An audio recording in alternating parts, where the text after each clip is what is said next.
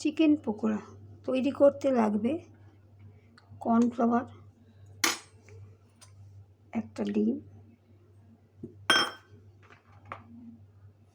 নুন, পরিমাণ মতো নুন, একটু হলুদ, একটু গরম মশলা, একটু চিকেন মশলা। এবার এগুলোকে সব একত্রে ম্যারিনেট করব। রসুন কুচি, ধনেপাতা কুচি, এইগুলোকে একত্রে ম্যারিনেট করব। সঙ্গে গোলমরিচ আর লঙ্কা গুঁড়ো অ্যাড করলাম।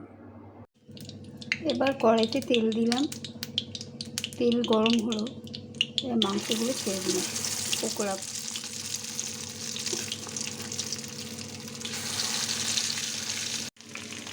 পকোড়াগুলো রেডি। এবার আমি তুলে নেব।